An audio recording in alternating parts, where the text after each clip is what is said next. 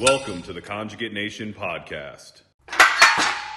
Welcome back, everybody, into episode 5. You're here with myself, Jesse Bufano, at Jesse Bufano on Instagram.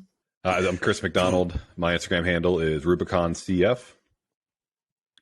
And my name is Shane Sweat, and on Instagram I'm Conjugate Powerlifting, or you can find me at Sweatshop Cincinnati. Sweet. So first thing on the list, actually, wanted to give a shout out to a handful of people who've reached out in the last bunch of weeks with some positive feedback that kind of keeps our fire stoked and us motivated to keep doing this. So thanks to Nick Pappas, Dallin Pepper, Matt Lucas of Lucas Tees, Pete Williams, and Carl Borg. All those people I've sort of spoken with one-on-one or DM'd with, and just appreciate any of that sort of stuff for feedback, and also any sort of questions or things you guys had, which Chris has made a note of a couple of those. So into maybe some questions. Yeah, so first question we got here, Ryan McCarthy. He's a 2-time Games Masters athlete. He asked, from a physiological standpoint, is it best to separate strength and conditioning / Metcon sessions when time allows? You know, for me, with my athletes, I've always done that. Sometimes time doesn't allow, but when it does, that's definitely what we do. Because of the neurological load on you, I like to have a break before we get into the Metcons, so that we can fully recover and run at the pace we need to for our Metcons as well. I think we've had pretty good success with our athletes going with the sort of like priority of skills, technical work, and then metabolic conditioning as the primary. And then from there, tipping into the strength at the end of the day. That'd be into 2 sessions, what you're saying there? Yeah, totally. Being able to get some of that stuff done early. So if they've got a couple of workouts, for sure, like Justin Ellie, they would work through all their CrossFit programming, their gymnastic skills work, etc. And then we'd usually have a sort of mid-afternoon gap. And then they'd start their strength conditioning stuff with me, or strength stuff with me, 2 or 3 in the afternoon. And that would be the last session of their day. Something you can look at too is what's your priority, right?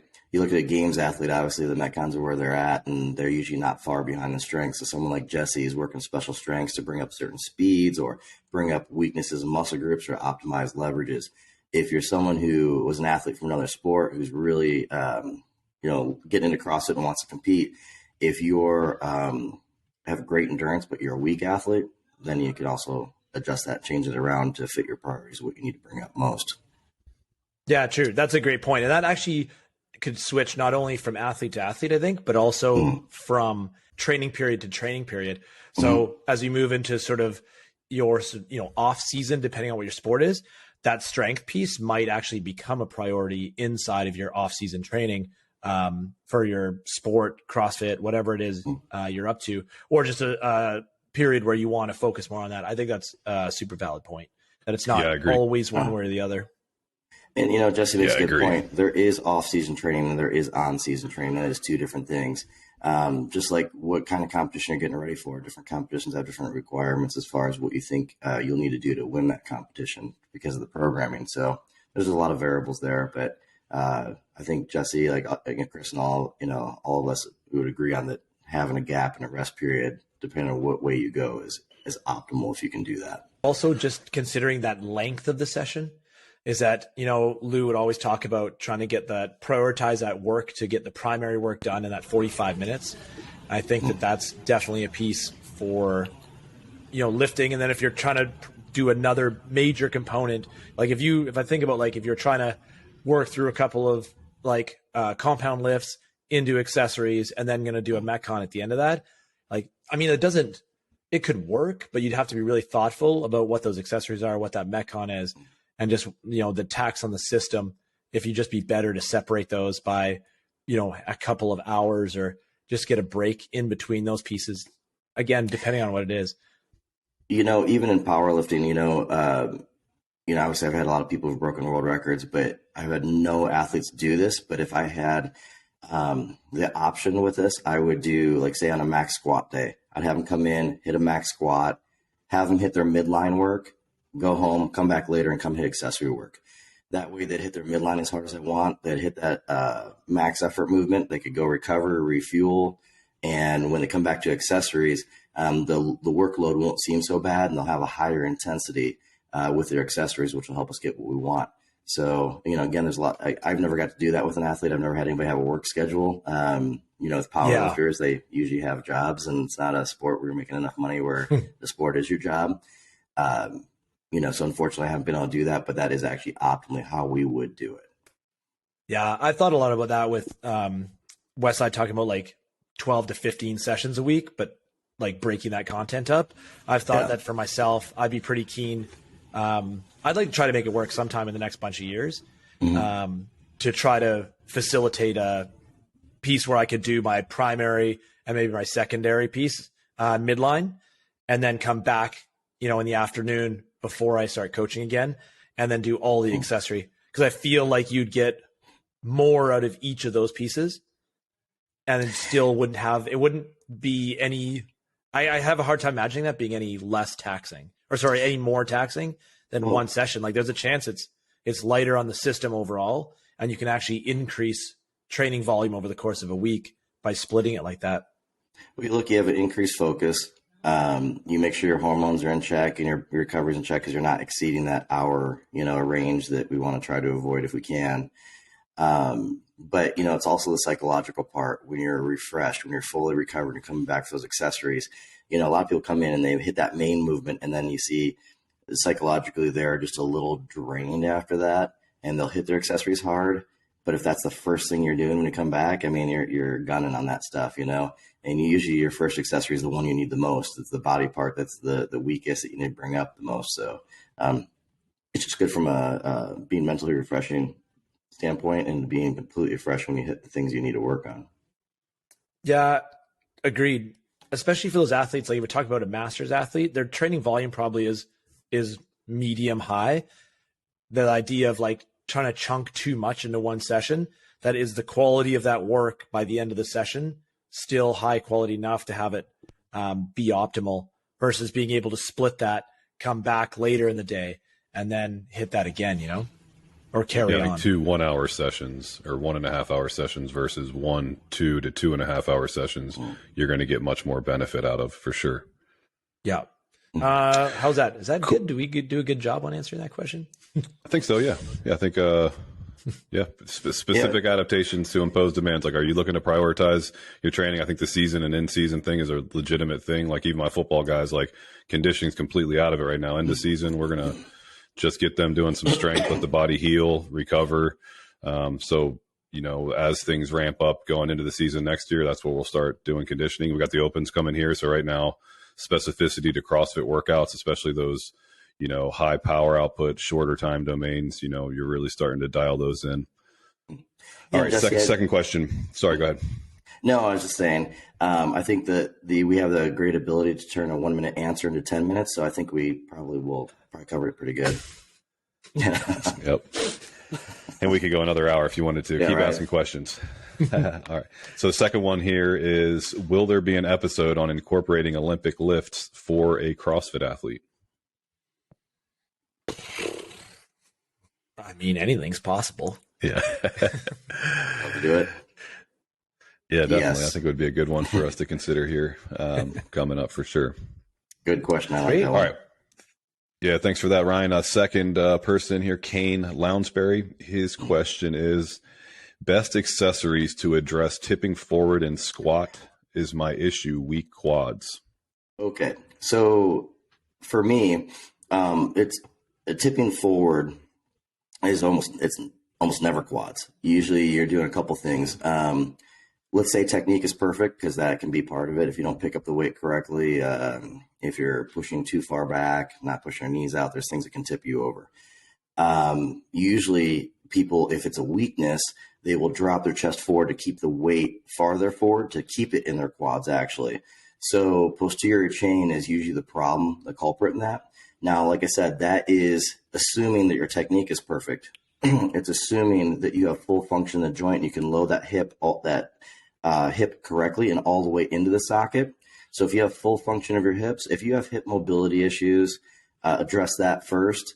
If your hip mobility is great and you have full function of the joint and your technique is solid, then I would say you need to look at your posterior chain, because you're trying to shift it into your quads by dropping your chest forward to avoid using your posterior chain because it doesn't possess the strength that you need.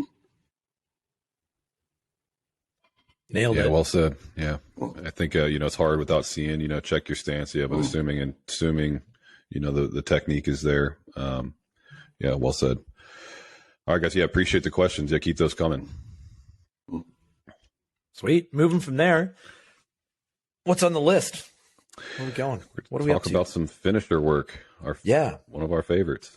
Do it every day. Yeah, totally. Yeah. Just hundreds and hundreds of reps at the very end. Totally. How Easy hard day. could it be? It's just a band. It's just your body weight. Yeah, totally. Yeah. Just this tiny little band. I noticed that actually Westside started carrying those the number 0 bands, the micros now. Nice. Which makes me feel less wussy when I call and asked about them. And they're just like, mini band? Like, no, I was the one that's smaller, and like, ugh, no, doesn't exist. They sell it. They didn't say they use it in their gym. Oh, hurtful but truthful, probably. Yeah, I think with finishers, what are you guys up to these days? Actually, what are you doing, Shane? Like, do you have stuff that you're hitting? With finishers, we hit everything, right? But the way I look at finishers is this. All of us. So like if Chris and Jesse and I were squatting, we could have different weaknesses, right? If we're deadlifting, we could have different weaknesses. So even if we're on a lower body day together, or upper body day together, what I like doing is taking the weakest link for myself and doing the finisher on that. So, it's not hard to think if you're deadlifting, like for, as an example, if my hamstrings are the weakness, then that's the area that's going to take the longest to recover, right? Because if I deadlift, say, 600 pounds and the rest of my body was capable of 700, but my hamstrings were only capable of 600, my hamstrings are the ones that got pushed to 100% of their limit, right? Everything else is at a lower percentage. So what I want to do is I want to bring a finisher in. And for the people who don't know what a finisher is, this is something that we usually do. It's like 50, 100, 200 reps. We might do something for time, like a 3 to 5 minute time domain. And we do this for a couple of reasons. One, it helps us recover. Okay. So the faster you can recover, the more volume you can have in your training. The more volume you can have in your training, the faster we can make change. Okay. So if we can recover faster, that's always optimal. We're always looking for recovery. Okay. That's the name of the game. So it helps us recover because it brings blood flow into the area, a massive amount of blood. That's where you get that huge pump. You see a lot of bodybuilders would talk about they want to get a real big pump in the workout. Some people back in the day didn't know why. They just thought the pump was great and it must do something good for them. But really what it's doing is bringing a lot of blood in the area. The blood works, it hydrates the tissue, so it helps it glide better. Okay. So if the tissue glides better, it's less likely to knot up. It also brings nutrients to the area to help it recover. The other thing that we need to do is there's a reason why that area is weak. So we're actually increasing volume to that weakest link in the chain of that for that movement. So that is typically how we will address a finisher, is take the weakest link that was utilized in that compound movement. And that's what we would typically hit. Like I said, we do 50, 100, 200 reps, 3 to 5 minute time zones, anything like that. I'm not saying we haven't gone more reps than that, because we have, but that's typically where we're at. And we use bands. We use any kind of movement. Really, like any accessory movement you do can be a finisher, whether it's dumbbell, barbell, band tension, doesn't matter. You can use any of that. We prefer a lot of times to use band tension simply because it seems to elicit a higher blood flow in the area. It's really easy to pump in. It's very easy on your joints. With a band, when you're at your weakest position, your highest chance for injury, the band's at its lightest. When you're at your strongest position, the band's at its strongest. So it's just a really nice power curve to it for safety. It's a great power curve to it for athleticism, for performance. So that's one reason why we use bands quite often for that. But you can hit any muscle group that you're trying to work. If you are sore, we don't use finishers just at the end of our workout. So let's say I come back in the next day and I still have a body part that's sore or just feels tight. I'll do what we would call a finisher typically. I would do that just to get blood flow in the area. If you have tendonitis issues, When I first went up to Westside Barbell, I had horrible tendonitis in my elbows, and it just hurt to peel my fingers off the bar after a bench press. Louis came up, grabbed my arm, was like, "Yeah, you have really bad tendonitis, huh?" I said, "Yeah." He goes, "Okay, well, I want you to train your triceps and biceps. I want you to do it 3 times a day, 7 days a week until it's gone." Well, when your elbows are killing you from tendonitis, the last thing you want to hear is that you're going to do it 7 days a week, 3 times a day. And that's what I did, and it's what it is, like 3 or 4 sets of 100 reps. And I would change the type of tricep movement every single time. And you just get a lot of blood flow. Not heavy, but it's funny because, I went to a doctor about it, and there's like, man, it's probably going to be about a year and a half because you have really bad and it takes a long time to recover from. 6-7 weeks, it was gone. Never had tendonitis in my elbows again, and I will say that I believe I've never had tendonitis again because I do finishers at the end of every one of my workouts. My gym, no one's ever had tendonitis in my gym. Okay. But we finish every workout every day with finishers. It is a recuperation method designed to get you to recover at a faster rate of speed. And what I'd say is how we give you an idea how we do it. If I'm going to do a set of 100, and if it's my first time doing that movement, I will pick a weight that I can roughly do 25 to 35 reps without stopping. And then the minute I can't lock that movement out, say it's a tricep push down, I just can't lock my elbow, that rep doesn't count. The rep before that was I locked out. That's the last rep that counts. I will take 3 deep breaths and I'll go again. And let's say the first time I stop 4 times before I get to 100. Then my goal is next time I come back to that as a finisher, I want to stop 2 or 3 times. And then, finally stop 1 time. The first time I do all 100 without stopping, I will go up heavier in band tension, or I'll make the movement harder and kick it back down to around 25 to 35 reps again and work my way back up. I never look backwards. I think that's a good way, especially for beginners. Because I know, I've done the 200 banded hamstring curls before building it up, and I could barely lock my knees out for a week. So, starting with 100, and then, there's that training, increase the training volume and then increase the training density. Can you do that same volume quicker and then, start increasing and load a little bit? That's a big thing with the finishers for sure, I think. And for us too, with finishers, I didn't mention a lot of times, especially when we're using bands, with dumbbells, maybe a little different.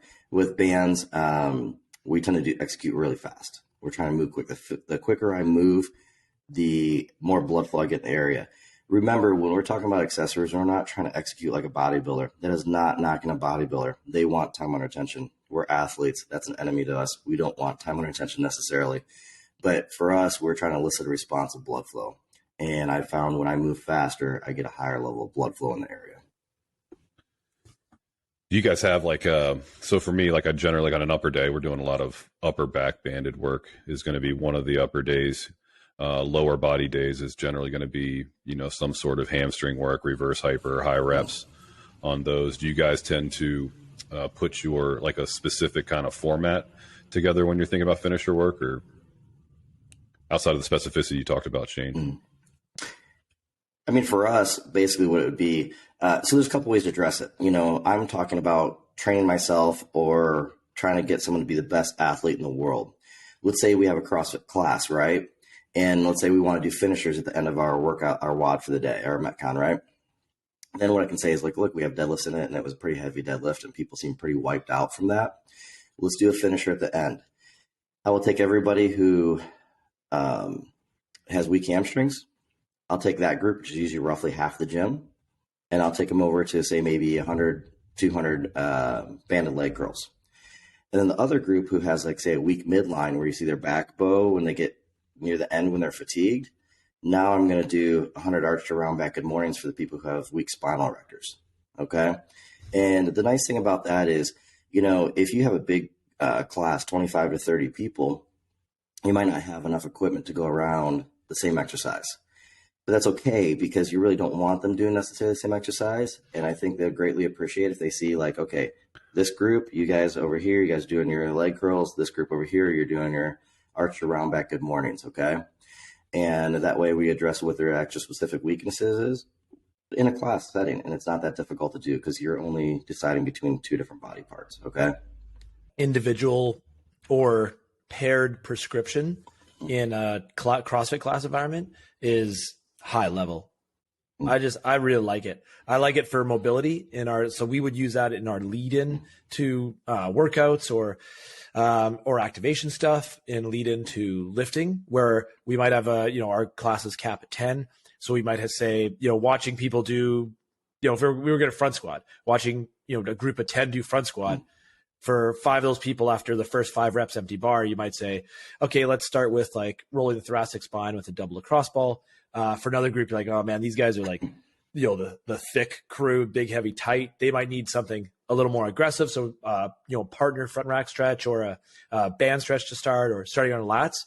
And I think that it's really well received by a class, and then also shows that coach does have the capacity to look at patterns and give a little more individual diagnosis in that group environment, which, I mean, I feel like that goes way back to the start of talking about CrossFit not being, boot camp or group training, but more like personal training in a group environment. Right. And I think the idea of that as a finisher is also fantastic for exactly what Shane said. Like, there's people who all grab after they've got their primary, like, maybe we max a squat, we hit some pulls, and then a couple people I might say, hey, go grab jump on the GHD and let's go to GH raise next for you, and then come back and join the rest of the group for midline, and then send different people different ways depending on what what opportunity exists, and then also what you're seeing for movement breakdown. And so something Jesse, when Jesse was talking, it's nice, like, you love to surround yourself with people who make you think as well, right? And so he's addressing the athlete and what this does for the athlete, and addressing what CrossFit wants CrossFit to be. It's not group, like not the typical group training that you would see at places. But when you're asking coaches to decide who does what finisher, that means the coaches have to pay attention to everybody. And one thing that I find, and that is where that high level comes in, because one thing that I find is when you have lower level coaches, is a lot of times they tend to talk and gravitate towards the people they like to talk to and have normal conversations with, that and maybe have some things in common. And you'll see like half the class can sometimes suffer from that. But when you have to decide who's going to get what movement, you have to pay attention while they're doing all these things to each individual person, which, I think helps keep the coach, honest. It's funny, like, for us owning gyms, we have to hire people that we want to execute what we want to achieve with our athletes and our business. And it's just one more thing to help keep them on point, Yeah. When one person teaches, 2 people learn. That's really good. I mean, as long as I've been in, I've never heard of anybody use that format. But yeah, I think there's a lot there. We always talk about it is, you should think about your class as 15 individuals in a group, not a group of 15. So, and generally when I'm discussing that, it's more like your progressions, like where's the person at in the progression? Let's just not give them a cookie cutter progression, but you guys are taking it to a whole nother level of where do these people need to be better prepared to do the lift? And then once they finish that, which when you're doing personal training, that's obviously a lot easier, but to take that level to a class, that's top notch stuff for sure. Well, there's also like, even on the, like, we would use specialty bars for a class, even though like we don't have a ton of specialty bars. We've got a couple safeties, a couple bows, a couple cambers, some other stuff. And even with that opportunity exists when you walk, a class of 10 people over to where the specialty bars are. Like, you 2 are going on the safety squat. You 3 grab the 16-inch camber. This person should use a mega bow. I think I love that part. Like it does keep you really sharp, because you're watching people and thinking about, how were they the last class? What did we see last week? And then cycling, we would do a wave where week 1, we actually just did this, is week 1, specialty bar box squat, week 2, same bar back squat. Sorry, go ahead, Chris. No, I was just saying that's great. Yeah, especially with specialty bars, like the same thing here. That's what I tend to use is somebody sticks with it for a few weeks. Some of them, especially when they're new to them. You talked about, I think earlier, Jesse, with Justin, where you had the safety squat bar. Now you guys are moving into other bars now, but use that one, get them comfortable, get them used to what that feeling is so they can maximize the potential out of that bar, and then start switching them into other stuff that's going to challenge them in different ways. And I think from a psychological standpoint, that's why we love CrossFit and Conjugate anyway, right? Is when you're constantly varying things, it keeps you psychologically motivated to want to do it. Like, oh, it's a new challenge. Like, what's this going to feel like? I think most of the people that are in our gyms are going to gravitate towards that style of training. That's why they're there. When we were talking about specialty bars, just for the people out there, most specialty bars that you will use for a squat is easier on your shoulders than holding onto a straight bar. So it gives you an opportunity when you come in, you have a class and say, okay, hey, like, look, even in a WOD a Metcon that we're doing, say there's a back squat to it. You can walk through, talk about the workout, address the whiteboard, explain your points of performance. And then you can maybe there's two people in class, their shoulders aren't great, and say, okay, we want you to, you're going to do the same workout, but you're going to use a safety squat bar to take pressure off your shoulders.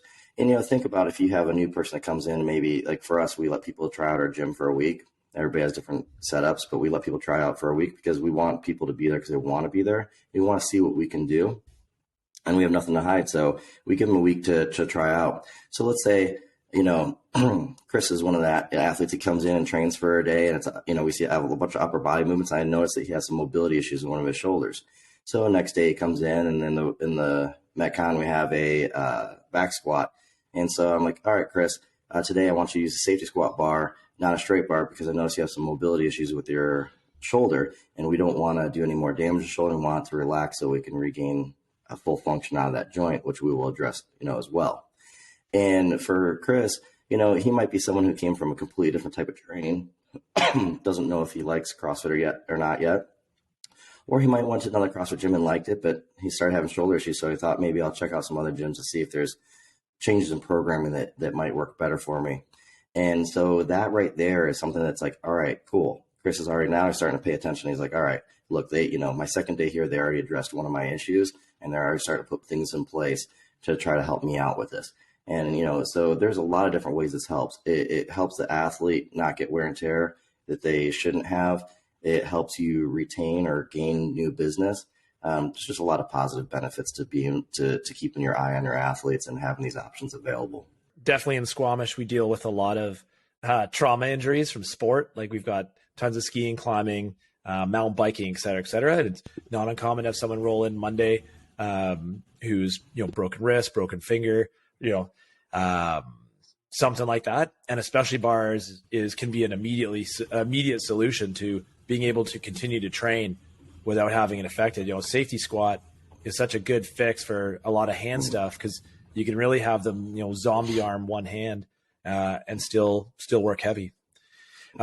Finishers, past that, we started actually doing the last little bit. We've started doing couplets as finishers.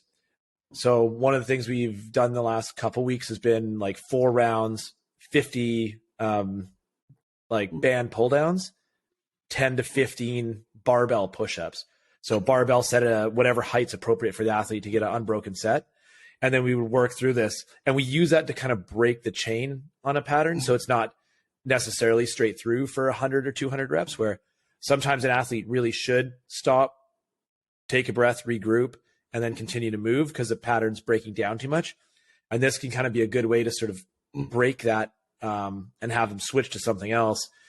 And man, like even 10 to 15 reps for an athlete who's good push-ups, when you add in 50 band pull downs with, band each hand between that, it really gets spicy quick. And then the rounds are kind of meant to be moved at a consistent pace. So we're, not necessarily like Metcon style where you're doing it for time, but the idea that you're finish your band work straight to the bar, 10 to 15 push-ups, back to the bands, carrying on until you're done. And that's a great point. That's an excellent choice to do. And, the thing is, like we always talk about, constantly varied. So there's another variation. Another thing we'll do is we'll do 100 push-ups. Every time we have to stop, 25 band push-downs. Doesn't really help you get push-ups. Trust me, you'll want to get that 100 out as soon as possible, as little breaks as possible, which then, what does CrossFit talk about? At the end of intensity lies your result, right? The more intensity that you have, the better result you're going to get out of this, right? So there's just different ways to get there. And what you find is, Chris might say like, hey, just a straight 100 is the worst for me. And Jesse, talking about his couplets are the worst for me. And I'm like, well, the worst for me is when I do, push-ups, and I do 100 push-ups, and every time I stop, I have to get this band work in. So, with your classes, just constantly vary because everybody's going to get hit by different things, but when you constantly vary it, everybody's going to get hit by it. Yeah, and same talk as always with the adaption, right? Like we just got really good at hundreds, 200, 300 reps, 3, 5, 8 minutes of work. That's just stuff we got really good at. And now having switched it and breaking those patterns up, same volume, but putting it with another paired with another similar movement as a couplet, it's really taken people back to where they're getting the stimulus like they used to a while back when they first started doing the 100 pieces. You don't want to fall victim to a law of change. accommodation. Like Lou always talked about, you don't want to fall victim to a law of accommodation. So you have to constantly make adjustments. And, Chris, can tell you just, more than anybody. We're working with everybody in CrossFit. We're, teaching all these courses and everything, that it is important to have constant variation, and some coaches, when they're newer to this, they might not be as good at, in their Metcons, getting constant variation in. We tend to gravitate towards movements we like, or movements that maybe we do often, and we tend to give that to other people because we're like, oh, this worked really good for me, I'm going to put this in class. That's why, like, when I do programming, I will lay out I lay it out each week, but I'll save every year. Every year I ever saved, but I keep on one document the whole year, so I can just scroll back and look at everything. And it's not the perfect system, but it's a start. But when you're looking at these finishers, we're constantly adjusting these finishers. It's just one more thing that you're not going to be reduplicating all the time and making this, having the same issues with. I think being able to look back upon what you're programming is very high value. I do all my programming on like a 27-inch monitor. I think if I get a chance here in the next little while, I'd like to go to like even larger monitor, because I can see I use Google Docs and I can see all 7 days on one screen. And then with a quick scroll of the mouse, I can then look at the last week, 2 weeks ago, 4 weeks ago, and can scroll back. Same as Shane said, is I can look back across the entire year of programming and just look back, like, how many times have we done this finisher? How many times have we been doing this more or less recently? And just being able to access and see sort of as a little more bird's eye or pulled back view on how you're programming can kind of keep you sharp on what you may be missing inside of what you've been up to. Yeah, we're exercise scientists. You need data, and you need to hypothesize and experiment. And if you don't have that stuff, then you're just, blindly going through it. I think one thing is, Shane, you just kind of hit the head on. I think it's important to discuss as far as like the value of finisher work is, many times from a training standpoint, we're looking at what, like, 1 rep maxes. We got our 12 by 2s, 10 by 2s at your 75 to 85%. You've got your accessory works. It can be anywhere from like generally 5 to 20 reps. I think a lot of like the standard strength and conditioning programs are like that. And then it's like, what repetition range do you have outside of the, once that hits, then it's like, okay, now you're running where you have like 10,000 repetitions, but what do you do more than 20 repetitions of? And that's one of the cool things that makes sense. Even with CrossFit, I remember the first time, seeing something like Angie, where it's like, wait, I'm going to do 100 pull-ups in a row, and then I'm going to do 100 push-ups in a row. And it's like, yes. And it's like, seems crazy at first. You do it and like, oh yeah, that's actually not that hard for a lot of people doing CrossFit now. So being strong in, those high rep schemes, and as your maxes increase, obviously we can do more work on that endurance end, so strength endurance can go up. So I think that's the training stimulus, the breadth of the adaptation. If you can broaden that, add that in there, and like you said early on, Shane, this isn't going to beat the tissues up. It actually puts a bunch of blood flow into it, which is getting the bad stuff out and getting the healthy stuff in. You generally see people in areas that get common overly used, like lower backs, the reverse hypers, and the high band work for shoulders and elbows. Like you just see a lot of change quickly when people are adding that in, and it's just very preventative. Like, if you can get on top of it early, and just make it a part of your training program, you're going to notice you're going to stay healthier, I think, longer. I think a good selection of, go ahead, Shane. Chris nailed it. That's exactly, he has an excellent thought process on that. I just want to make one comment. And, when my team got second at the games, there was a time period leading up to the games where their strength was going through the roof real fast. But the problem is they were starting to get a really bad pumps in their low back. Okay. So, we work on posterior chain. They built spinal erector thickness to maintain better positions in their Ollie lifts, front squats, back squats, things like that. So this created a problem, because if they're getting a pump in the gym during one day of work, like, they're going to be in a lot of trouble at the games with multiple workouts throughout the day and multiple days of training. So what I started having them do was 6 sets of 30 to 40 reps on the reverse hyper every 30 seconds. Okay. And when they started, it was 2 45-pound plates was a monster for the guys. By the time we were ready to go, the guys had 545s on each side, 1045s on each side, and they couldn't get a pump if they wanted to in their low back. So we simply did this so they wouldn't get a pump, okay? Because we didn't vary it, right? Like we did the same thing constantly, and their body started to accommodate to that, you know? And we did that so when they went to the games, none of them had any problem with the pump in their back.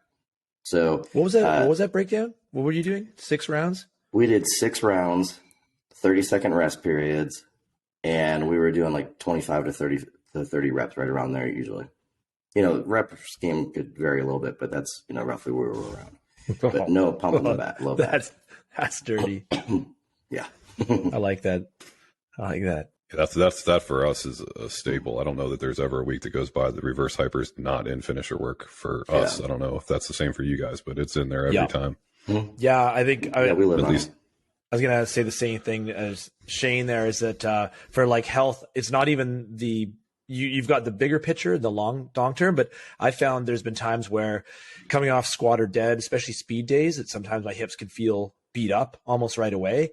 And like, it's just femur doesn't feel like it's sitting quite right, or SI feels a little sticky or off. And by the time I get through ATP, reverse hyper, and GH raise, it's almost always a reset for me. And I finish the session feeling better than I did, 20 minutes into the session. You know, at Westside, if it wasn't something that was programmed in, if it wasn't something you were going to do, say on a lower body day, anything like that, we were expected to do 4 sets of 20, 25 reps every single time. So even an upper body day. But, when people think like, well, why an upper body day? It doesn't matter. Keep your low back healthy. But at the same time, for us benching, when you're leg driving real hard underneath a heavy load, trying to keep your chest up and not let it fall down, it does put pressure into your low back. So again, we were expected to do it every day, just like breathing. You get up, you do it. Just part of what you do. So that's awesome. Yeah, the one thing you just said there, Jesse, and I don't know, maybe for lower backs, it's a common area for people to be exposed to. So that ATP you talk about, we do a lot of banded marching. Like even if you don't have an ATP, there's other ways to do it. But between that and the reverse hyper, I've seen so many people that have dealt with back issues for a long time. Just suddenly it's like, yeah, actually, I haven't noticed my back at all in a few weeks. It's like, okay, good, we're getting somewhere. You guys use that belt squat?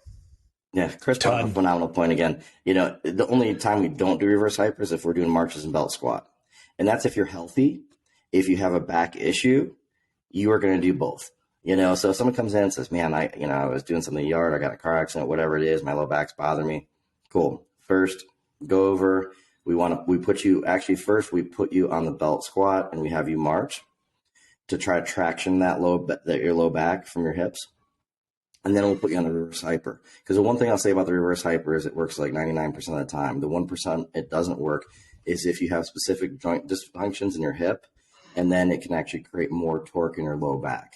So I like to traction the low back first, get someone marching, get blood flow in their hips, get their hips loosened up a little bit, and then I'll take them over. Like I said, that's if someone's having an issue. If someone's not having an issue, then lower body days, how it goes here for, we usually do like kind of 2 finishers, right? We'll have a finisher for the muscle group, like say 100 band leg curls. And then we'll have something for low back health, which is the reverse hyper. I don't consider that part of programming. We do it. Or you're going to march. And so we'll alternate those different types of marches, different types of reverse hypers, and we have a lot of different variations of reverse hypers. We don't just do a traditional reverse hyper. We have a lot of different variations for a lot of different reasons. Okay. Awesome. Yeah. I think the other thing, we talked about some finisher work, midline, but with a belt squat, and I think finisher work in general, and it's, I think for everybody, but especially CrossFitters, if your posture is going to be under tension for 15 minutes in a workout, like it better have good endurance. So that's where I think carries become a really big thing. And you see this more and more, and hopefully people know why they're doing it, but I would imagine a lot don't. But, things like sandbag carries, because even that you can do on the belt squat machine, right? You want to make it way worse to go ahead and let's have you march and hold a 150-pound sandbag, or, heavy kettlebells or front rack kettlebells, like overhead. You can, vary it each week, change it up, do a little variation. But yeah, I think that for us, we've had a lot of success with belt squats and reverse hypers and variations. With the game stuff that came up this year, and then Rogue as well, I think that sandbags have now kind of popped up on everyone's menu a little more. I know I've got a Rogue order coming together that's got a bunch of sandbag variations to make sure we're getting the time in on those during the off season. I think we all certainly do. carries on the ATP are ragged.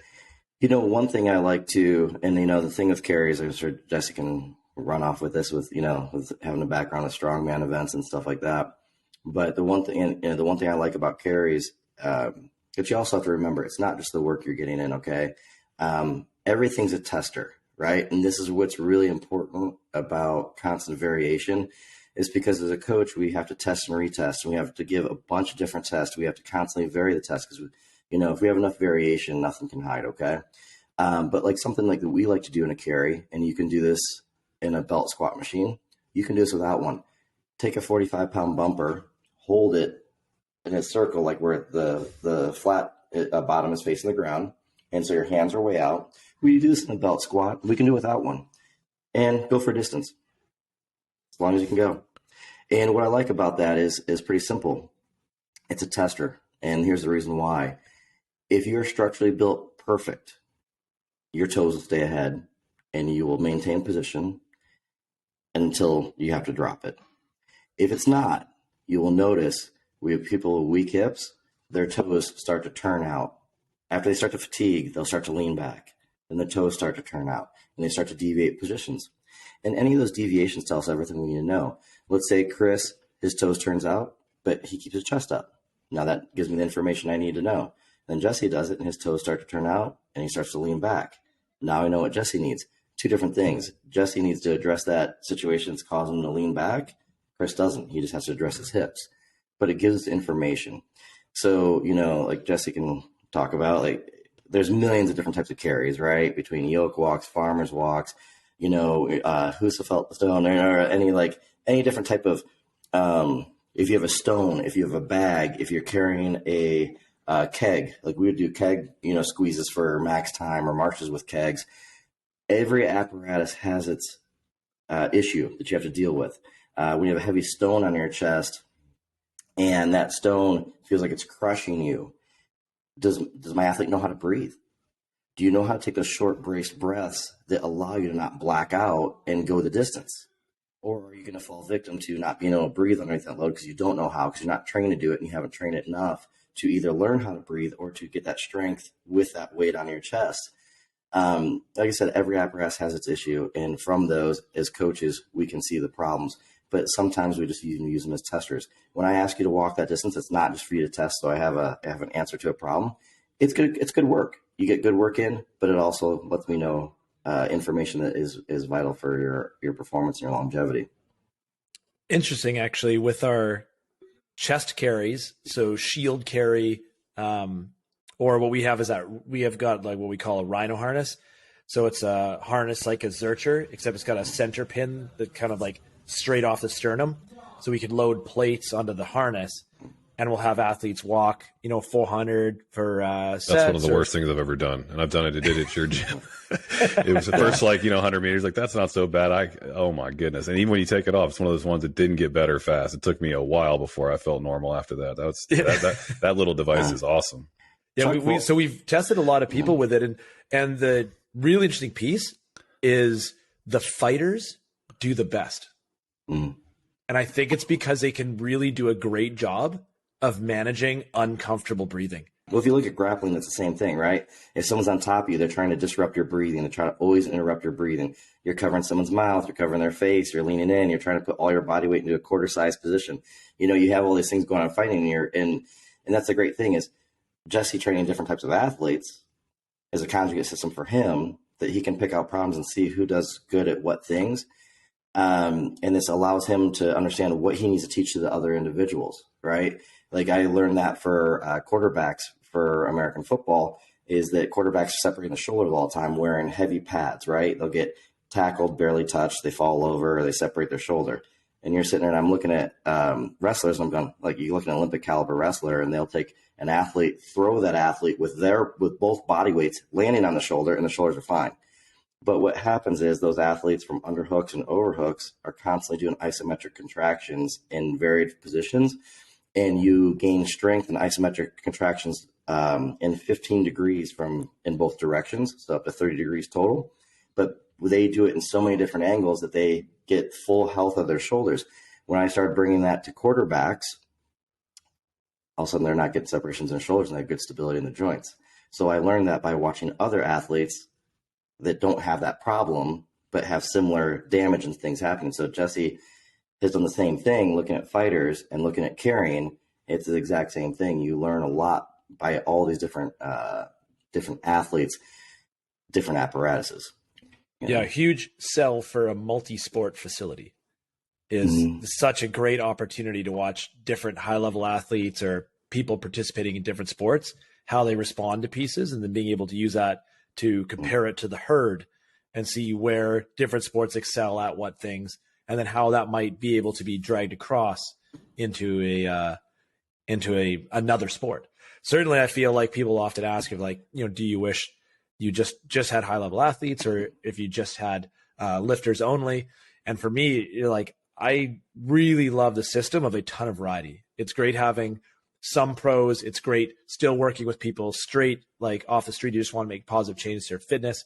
It's that full environment of people is what allows you to really think about what you're seeing, what things work with which groups, and could it be applied to anyone else who might also be able to benefit from that, instead of just getting really, maybe like echo chambered in with your people. Like if you only had triathletes and you only did triathlete strengths work, I feel like you're going to sort of run against some walls or get stagnant with time. One of the things you have to look at too, we talk about, when you first start as a coach, whether it's CrossFit or anything else, you're going to hear information. You take that information as fact, and that you just use it exactly how it was told to you. CrossFit says training doesn't differ in kind. So, you scale down what an Olympic athlete would do. A 70-year-old can do the same thing. You just scale it, right? But another thing is training doesn't differ in kind. When I was talking about creating stabilization in the joint for a quarterback, I used something that worked for a completely different athlete and brought it over to them, because training doesn't differ in kind, just because as athletes in a totally different sport, and feel like, oh yeah, they'd be dynamic with their shoulder. Yeah, they're dynamic every day with their shoulder. I'm sure they're pretty fast with their shoulder, right? So since they're always dynamic, have they done any isometric work? I know they don't have stabilization. I know these wrestlers have good stabilized shoulders. You ever see a wrestler look like they have weak shoulders? I haven't seen an Olympic caliber wrestler with weak shoulders. So some of the things that CrossFit said, you'll take as just the fact of the one thing that they say, or the one way they tell you how it doesn't differ in kind. But you can look that a lot of these things have multiple ways you can take this. And, and Jesse was talking about that rhino harness. Chuck Vogelpohl is the one who invented that, okay? And Chuck Vogelpohl is the oldest male world record holder of all time, squat 1175 at 47 years old. And we used that as a finisher one time. I mean, we've used that for strength, but they used it as a finisher. And I remember a bunch of guys went outside, and it was a bunch of big guys from West Side, like 5 or 6 of them. And it was a competition. So they set up a distance and who can put the most weight on it. So we had 45-pound plates all the way up to the end. I think there was like 6 45-pound plates, and they started draping chain over, because the chain would sway, and we get fatigued and it's swaying. That's one more problem. And so let me say something. If you're going to go 50 yards and you have max weight for 50 yards, and we're walking with spotters, because we know like by the time they go, they're just going to dump this thing, right? They just go until they cannot go anymore. That was the finisher. Like, don't get me wrong, it's work, right? But that's a finisher. We don't go easy and lightly on our finishers. But what I'm getting at is there's a constant variation of these things, and we learn, so much for each one of them.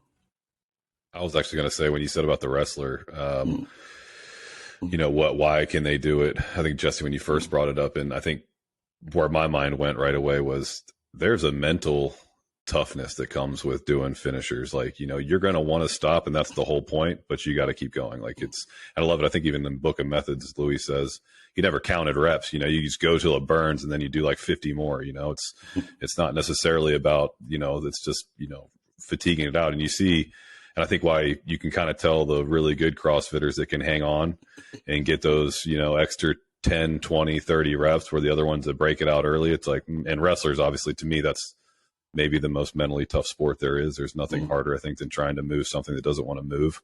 And, it's trying to smash your face into the ground, and you just gladly get in there and do it. But yeah, I think that's another part of it. You can kind of see what kind of CrossFitter they're going to be. Are they going to be able to grind when it gets real ugly? because those finishers, and we talked about one of the first episodes, and Christy Arama, one of the greats, in the female division for CrossFit, and she went to Westside, and you could tell, she was getting after it on that belt squat machine. And for somebody that's one of the fittest on earth in the past 10 years, she was definitely going through it. And the thing is, like, if you listen to special operations, right, you'll hear a lot of people in the special operations community say that when people, like, when they die, like when you take them out and you do a rock walk or anything you do with them and they just can't, they hit the ground, they're 50% of what they can do. They're halfway. Now, that's when most people quit. But what you'd see people in special operations say, so like kind of when they know, like when you feel like you're done and your body wants to collapse, like you're halfway, that means as long as you're mentally tough enough, you have another 50% in you. Okay. So a good way when you're looking at athletes is say, hey, you're doing this finisher. When you're like, I have to quit, count to 10 as slow as you can. Then after they've been doing that a while, count to 15, count to 20. When they're at a pro level games athlete, it's like, you're asking like, how's it going? Like, I can't do anymore. Cool. You're halfway. That's you cool. got to level them up to that, Yeah. And you can train that, right? I mean, I think there is some training. You can train people to be mentally tougher, and that's a great way to do it. And I think, one thing you just kind of mentioned between the quarterback and the wrestler is that, I mean, you think about how long the body's under tension in a CrossFit workout, and we think about the big primary movers, but there's a lot of smaller, stabilizing those medium fish and those small fish that, Jesse, the way you like to word it, that are still doing a lot of work inside of those. And if you're not taking the time to train those to be, a high level of endurance, that's where you're going to start to get breakdown, because the big muscles are going to do their job. It's whether or not these little ones are going to be able to sustain, the joint the way it's supposed to. And if you're not training it, it's not going to happen on accident.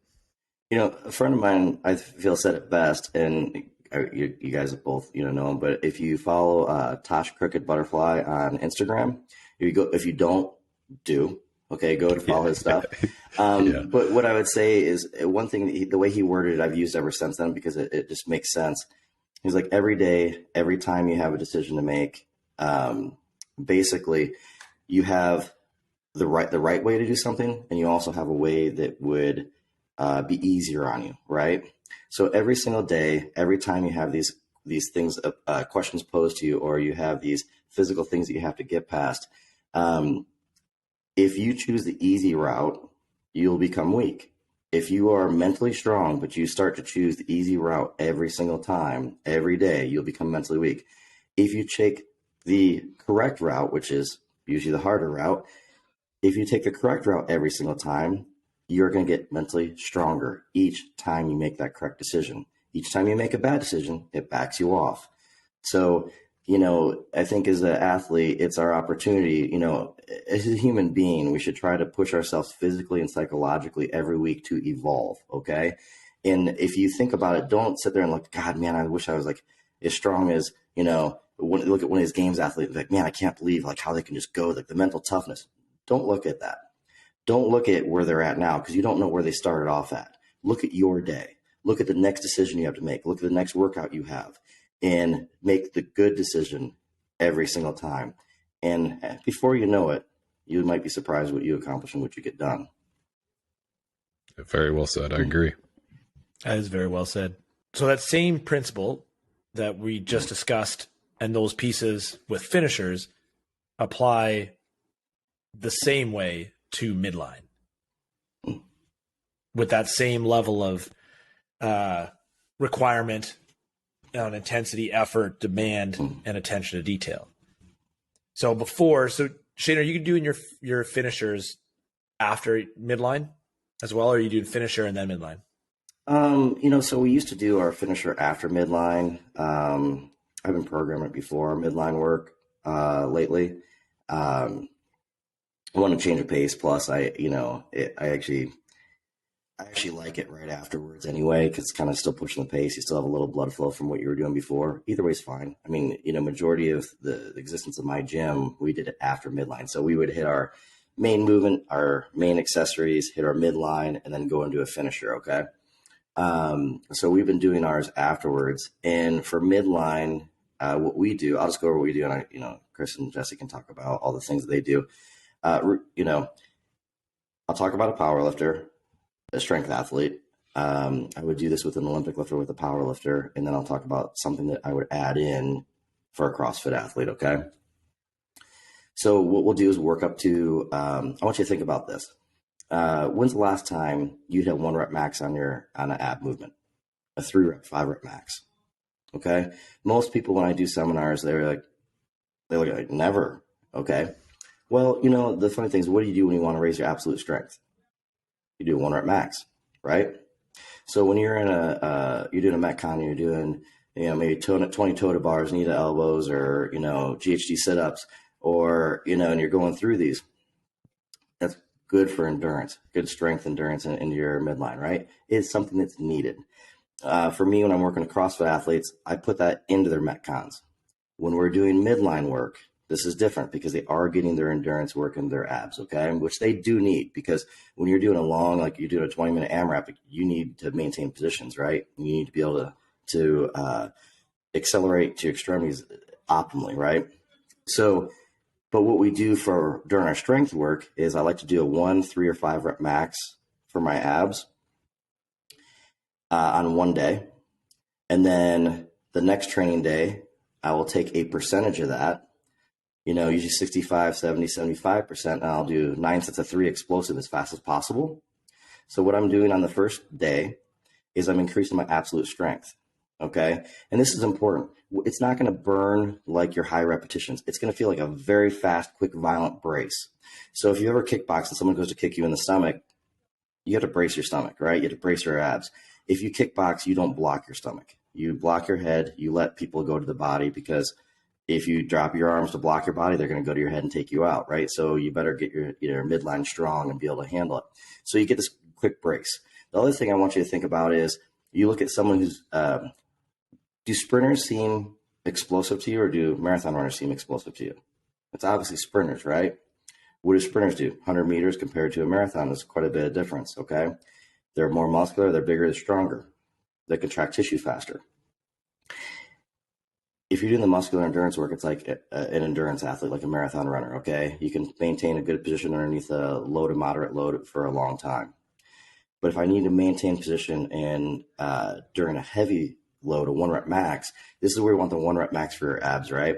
You look at optimizing athleticism, optimizing an athlete is to optimize quarter extremity acceleration, right?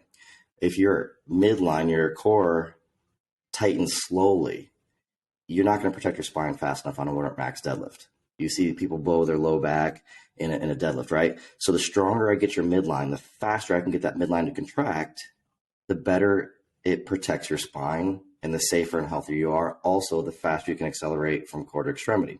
So day 1 is a 1 to 5 rep max.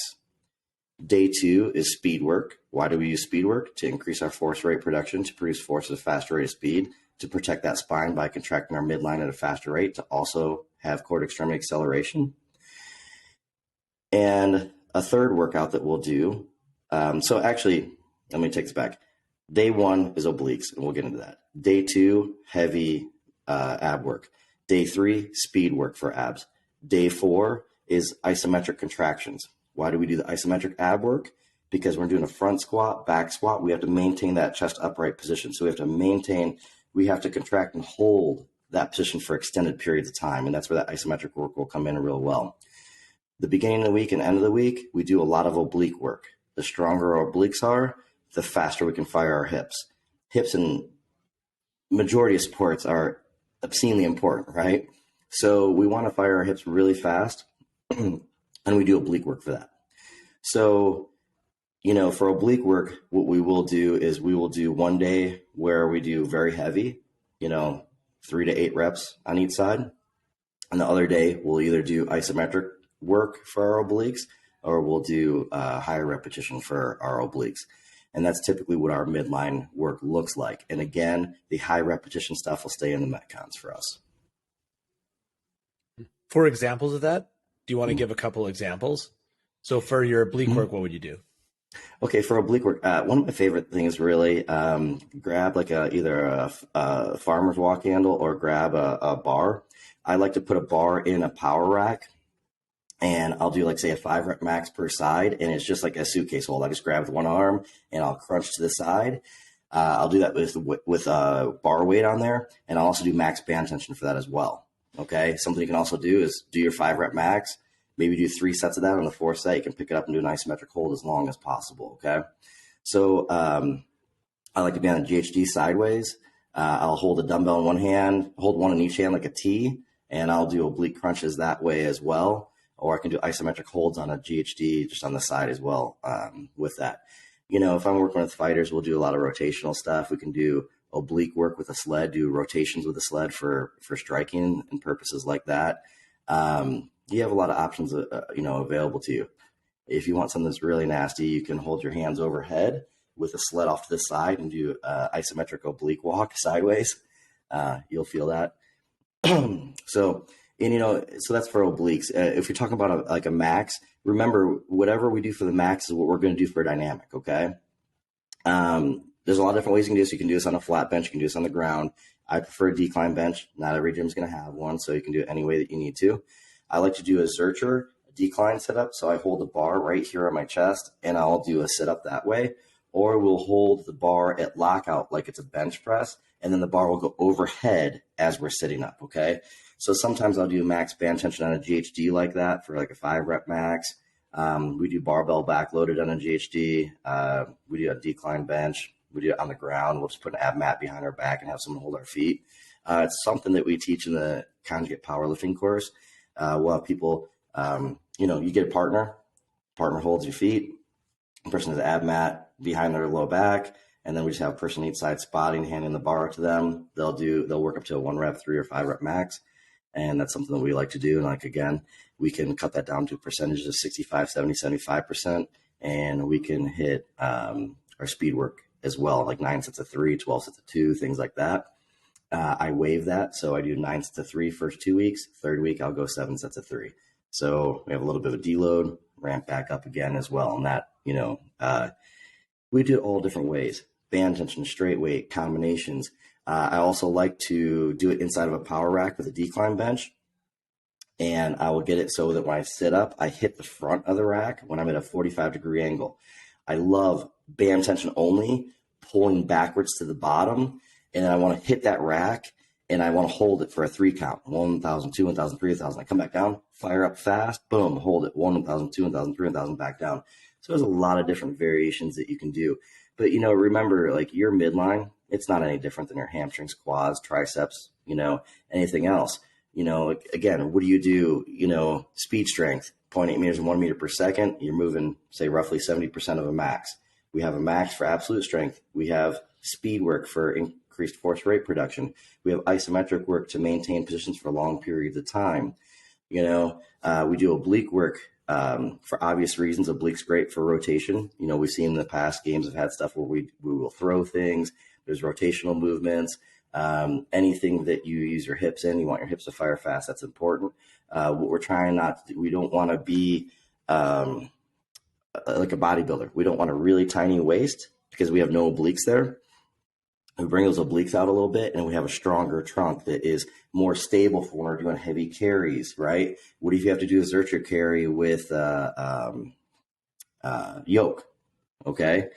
And it's kind of going side, you see people who have a real small waist who have weak obliques and a weak midline and they're rocking back and forth and it's hitting the ground and it's throwing their rhythm off. You see someone with a good thick obliques and they have a good thick trunk. And when I say thick, it's relative. Everybody at the CrossFit Games looks phenomenal, right? They all have great midline, but if they were to bodybuild, I wouldn't do the oblique work that they do, and their midline, their waist would actually get a little smaller, okay? But they wouldn't be as good of an athlete. No one looks at anybody at the games and says, "Oh, I don't want those abs. Their waist looks too wide." Nobody says that, right? Their midline, everybody looks great out there, but they have a little more thickness on their sides because they are athletes, and that is what's required of them to achieve the result in sport. So that is why we do the oblique work. And that's, one thing that I look at an athlete, want a good, stable trunk. So let's say we're going to go leg on the floor, straight leg, barbell press from sort of like a bench position laying on the floor to an overhead position as we sit up. So let's say we're going to max that out. So we max that out on one of the days, then we're going to do the explosive work, what would our breakdown be? As far as the percentage sets, of reps, schemes? percentages. Yeah. Okay. So let's do this. Look, let's say I do a 3-week wave, right? We will use 5% more with someone who's been doing this for a few years. But for everybody, when they start doing this and for a couple years, I'd work up to a max. And what we do is we treat it just like a squat, bench, deadlift. We're just trying to do it minimal time. Okay. So we're not sitting there doing 20 sets, working up to a 1 rep max. Okay. We want to run up to something in a pretty quick time. So, if something can get up to, let's say 5 or 6 sets, right? It doesn't take long. The nice thing about that is I want you to think outside the boxes of CrossFit. And CrossFit athletes are a little bit different. They're willing to do anything to get better, right? Let's look at, say, a high school football player. When you have the big guys on a high school football team, how many of them want to do 20, 30 reps on an ab movement? That many. 0. Okay. But what you can do is because the big guys are never going to be the best at it, right? You get some small running back, they're going to kill them on it. So they're not going to be good at it. Why would they try really hard with something they're never going to win, right? And most people won't do that. I mean, there's some people who are wired differently, and we will do that, but most people won't. But you can trick the big guy to go, hey, you know what? Every big guy wants to be the strongest big guy on the team. That's cool. Hey, look, you don't need to do 20, 30 reps with their best. Just give me a 1 rep max. Work up to 1 rep max, you're done. That's it. And I was like, that's it? Yeah, just do that. If they do that for a few months, they're going to get really strong, right? But then if you're like, hey, today, just join them for the high repetition stuff. When they do it, they'll find out that they're way better than they used to be. And now they're bought and you can start to get them to do everything you want them to do. So sometimes you can use that as a tool to bridge somebody who does, oh, I don't have time. You don't have time? Cool. Just, hey, work up to 1 rep max. It'll probably take you 5, 6 sets. That's it. You'll be done. Okay? Just do that for me. It's easy to buy those athletes in, right? So you work up to your 1 rep max, and then you'll do 9 sets of 3 on week 1 at 65%. Week 2 would be 9 sets of 3 at 70%. Week 3 would be 7 sets of 3, okay? And that would be at 75%. After you've been doing this, if you're a games athlete and you've been doing this for 6 to 9 months, you can add 5% to that. If you're not a pro level, high level athlete, probably need to do that for at least a year, maybe 2. If you're a naturally slow individual, do it for 2 years. If you're a pretty quick individual, do it for a year. Okay. And then increase your 5%. Like I said, Monday and Friday, oblique work, Tuesday, heavy work, Wednesday, speed work, Thursday, isometric work. And would you do that speed work, same thing, like on the minute? Speed work, do it every 30 seconds. Doesn't need to take long. So 9 by 3, like on the 30 seconds. On the 30-second mark, yep. So the great thing about that is you contract violently. It's 3 reps. Boom, boom, boom. 3 reps as quick as you can. You get 30-second rest. The nice thing is you get all the speed you want, but it also transfers a little bit better to CrossFit, considering you can be, what if you're in an EMOM with like Olympic lifting, right? You might have, quick reps that you have to brace fast, brace fast, brace fast. Get a little bit of rest, brace fast, brace fast, brace fast. A little bit of rest. Kind of similar concept to that. Yeah. That's a good analogy. Mm-hmm. Yeah. So what about you? Yeah, guys? I do. I got one day. I got we do some version of it. I would say the only difference to that, maybe I would like to put some gymnastic stuff in for my CrossFitters, just because things like L sits, hollow holds, and I also put hangs. I guess I could put in either the finisher or we definitely do a GHD day, but yeah, we'll hit hip and back extensions, hip extensions, GHD sit-ups, all sorts of variations on the GHD. And yeah, working with you guys again, been much bigger on the obliques, suitcase deadlifts, just, side bends, any variation, heavy kettlebells or dumbbells, bands, rotations, landmine rotations. Chris, I'm glad you said gymnastics, because when I was saying after I talked about for powerlifters, Olympic lifters, I'd say CrossFit. I didn't do that. And that is the difference. The two things that are different is that the isometric work, or I'll do isometric work, or a lot of times it'll be something for gymnastics that will translate into better gymnastics, right? Or it can be like a one-arm farmer's carry, which transfers into a movement you might do in Metcon. It transfers into strongman, but it's also, there's your isometric oblique hold right there. Yeah. So I'm glad you said that about That's cool. About the gymnastics, because I meant to say it and I did not, and that is like a great point. What about you, Jesse? What have you been up to with yours? For our midline, so we'll do midline 4 days a week. We'll do it either at the end, very end, or have a finisher after, we actually do blend it up. Same as Shane, just the idea being that just variety. Like even just having it be, sometimes the midline works terrible. And having it be the last thing and then mobility and then done can be nice sometimes, instead of finishing that and be like, oh man, and then also having a finisher. So depending on the nature of the day, what the movements are, etc., it'll either be the last thing or second last thing we do. We do our midline on sort of we don't do it on the Sunday and Wednesday. So we don't do it on the 2 upper days.